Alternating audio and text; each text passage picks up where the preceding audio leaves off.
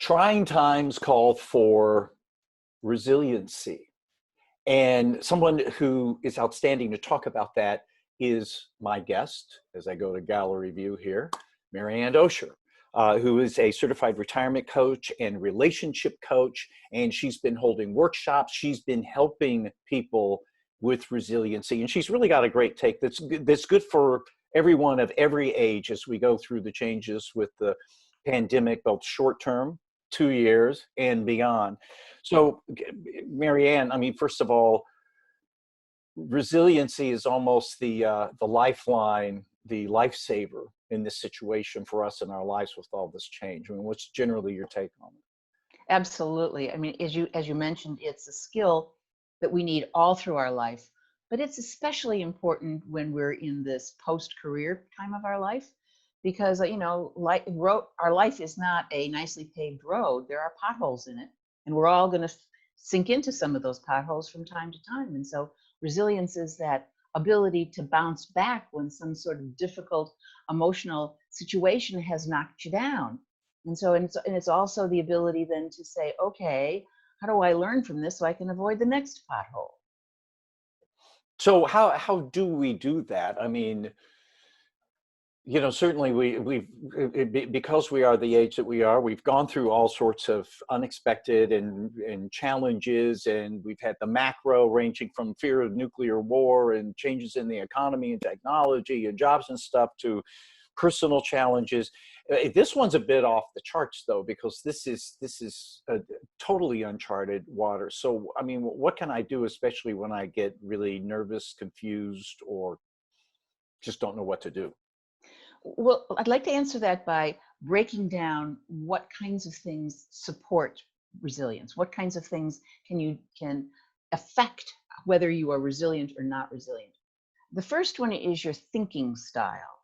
In other words, are you the kind of person who looks at when something happens, oh no, I'm stuck. Now what? Is somebody going to come rescue me? Or are you the kind of person that says, oh darn, this happened, but now let me see, what tools do I have in my toolbox to do something about it? How can I make it better, and how can I benefit from it? How can I learn from it in some way? So thinking style is very important. And the beauty of that is whatever thinking style you have, you can change by just being aware of your thinking style. And I can come back to that. The second one is your social support network.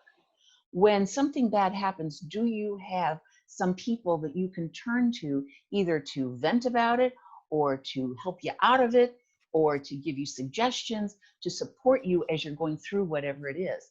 And your social network is important in all aspects of your life. It affects your health, it affects your immune system, it affects your happiness. It's a very important thing, period. But it's particularly important with resilience to have that network to fall back on to support you. And the third is adaptability. How do you deal with change? Do you resist anything that's different?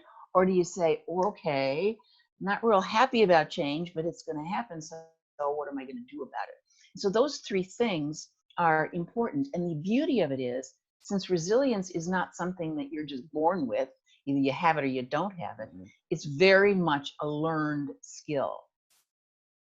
If I say, okay, I need to do this, what's kind of a next step to get me going in the right direction? Well, first of all, to be aware of what you're thinking and feeling.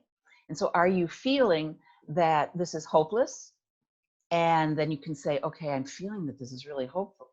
Ask yourself, is that thought or feeling serving me now? And probably not. And that usually frees you up to be able to say, okay, this isn't serving me. What will serve me? And that can propel you into action. So it's really a pretty simple, it's a pretty simple but not necessarily easy thing to be able to do. And it's very much learned. Yeah, it's not going to be easy, but the results can be even of greater benefit. I mean, the greatest challenges of life, it's so cliche, but cliches are cliche for a reason because they're true. Greatest challenges in life usually present the greatest opportunities if you step up to the